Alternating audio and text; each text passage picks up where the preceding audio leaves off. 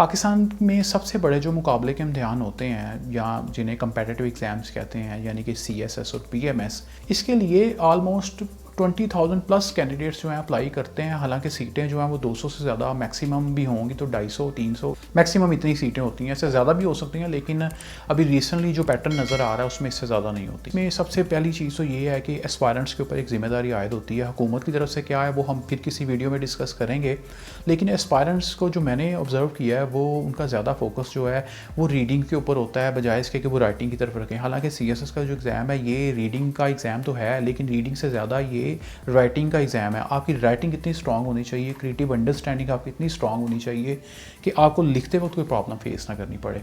उन अकेडमीज़ को मैंने देखा है वो बजाय इसके कि क्रिएटिव राइटिंग जो है उसको इम्प्रूव करें, वो उनको रीडिंग की तरफ लगा देते हैं। ये सबसे बड़ी वजह मैं समझता हूँ एस्पायरेंट्स के फेलियर की सबसे बड़ी वजह ही ये है।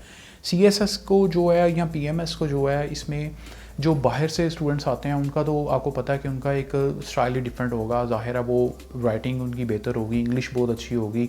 यहाँ के जो एस्पायरेंट्स हैं मुझे ज़्यादा उनसे मतलब आता है कि वो लोग बजाय इसके कि वो राइटिंग की तरफ फोकस करें, वो भी रीडिंग की तरफ उनको लगा देते हैं, और वो रीडिंग करते करते करते एंड में जब लिखने का टाइम आता है तो उनको बहुत ज़्यादा प्रॉब्लम फेस करनी पड़ती है। अब इसमें अकेडमीज जो हैं वो हैवी फीसिस तो चार्ज कर लेती हैं, लेकिन एस्पायरेंट्स को जो है वो उस तरह तैयारी नहीं करवाती जिस तरह करवानी चाहिए। तो 3 पॉइंट्स हैं जो मैं समझता हूँ कि CSS की तैयारी में, प्रॉपर एक एस्पायरेंट को तैयार करने में ये जो फैक्टर हैं ये बड़े इंपॉर्टेंट है। इसमें सबसे पहले तो देखें जी रीडिंग है। रीडिंग ऑफ कोर्स ठीक है, आपने 14 साल या 16 साल पढ़ा है, लेकिन ये पॉइंट फिर भी आपके लिए वैल्यूएबल है। कुछ बुक्स हैं, आपने अपने क्रिटिकल एनालिसिस के लिए आपने उनको पढ़ना होता है। दूसरी अगर बात करें जो सबसे इंपॉर्टेंट है वो है आपकी राइटिंग। आप जब स्टार्ट करते हैं, स्टार्ट से ही लिखना स्टार्ट कर दें, बजाय इसके कि आप कभी आगे फ्यूचर में जाके लिखने का प्लान करें कि 6 माह बाद या 3 माह बाद मैं करूँगा। अगर आप 1 साल का प्लान आपका चल रहा है तो आप बजाय उसके आप पहले दिन से स्टार्ट कर दें लिखना आप, क्योंकि लिखने से ही आपने देखें 16 साल 14 साल पढ़ लिया है। रीडिंग को भी मैंने यहाँ पे रखा है, लेकिन रीडिंग उस तरह इंपॉर्टेंट नहीं है जितना राइटिंग इंपॉर्टेंट है यहाँ पे।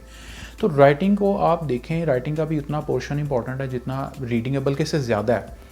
तो राइटिंग में आपने शुरू से ही स्टार्ट कर देना है। 16 साल की आपने स्टडी की है, तो कोई भी एस्पायरेंट को पाकिस्तान की बेसिक हिस्ट्री, पाकिस्तान के इकनॉमिक चैलेंजेस या दूसरे जो भी प्रॉब्लम्स हैं उनका पता होता है, लेकिन उनको एक्सप्रेस करने नहीं आते।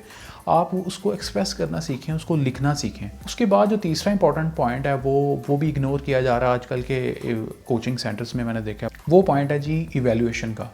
आपने तकरीबन 33% रीडिंग को, 33% राइटिंग और 33% ही आपने इवैल्यूएशन को जो है वो टाइम देना है। और आपने अपने रिसोर्सेज से मुराद आपने फाइनेंशियल रिसोर्सेज भी और टाइमिंग भी आपने, और अपनी एफर्ट भी आपने जो है इवैल्यूएशन को भी देनी है। आपने जब तक इवैल्यूएशन नहीं करवाते तो आपका, मुझे नहीं लगता आप उस काबिल ही नहीं हो पाएंगे। तो चूँकि CSS और PMS ये ऐसे एग्ज़ाम्स हैं, क्रिएटिविटी के एग्ज़ाम है, इसमें जो बंदा एक्सप्रेस करना बेहतर जानता है वो ही नंबर लेना जानता है, उसी के नंबर आते हैं। और अगर आप ये सोचते हैं कि आप एक्सप्रेस नहीं कर पाएंगे और आपने पता नहीं कितनी बुक्स पढ़ी हुई हैं, जो कि एक फॉल्स कंसेप्शन इन एस्पायरेंट्स के दिमाग में घुसाया हुआ है कि आपने रीडिंग और हर तरह की रीडिंग करनी है। कुछ ऐसा नहीं है, सिर्फ टू द पॉइंट रहें, स्पेसिफिक रहें, उसको पढ़ें, फिर उसको लिखें और फिर उसको इवैल्यूएट करवाएं। तो ये जो 3 पॉइंट्स हैं इसमें आप देख सकते हैं ये एक साइकिल है बेसिकली। अगर इस साइकिल को आप फॉलो करते हैं तो बहुत हद तक फ़ायदा होगा। मैं उम्मीद करता हूँ कि इस साइकिल को समझाने में मैं कामयाब हुआ हूँ। तो आप इसको प्रैक्टिकल करें, क्योंकि ये बहुत बड़े इम्तिहान होते हैं, ये बहुत बड़े एग्ज़ाम्स हैं। एस्पायरेंट्स का मुकाबला ऑलरेडी बहुत ज़्यादा इंटेंसीफाई हो गया, अब तो कंपटीशन बहुत ज़्यादा इंटेंसीफाई हो गया। तो जो पाकिस्तान के एस्पायरेंट्स हैं या जो इवन के जो बाहर के भी हैं, उनको अगर ये साइकिल को फॉलो करें पूरे साल में, या अगर 3 माह का प्लान है तो आपने 3 माह के अंदर आपने 1 माह इंटेंस रीडिंग करनी है और उसमें भी आप राइटिंग करें। सेकंड माह आपने राइटिंग साथ साथ इवैल्यूएशन करवाते जाएं, साथ साथ आप अपनी जो है राइटिंग को इम्प्रूव करते जाएं। ये एक पॉइंट था जो मैं चाह रहा था एस्पायरेंट्स का शेयर किया जाए। ये जो साइकिल है इसको अडॉप्ट करें और बहुत हद तक आप देखेंगे कि आपके अंदर तब्दीली आएगी और आप कामयाबी के बहुत हद तक पास जाएंगे।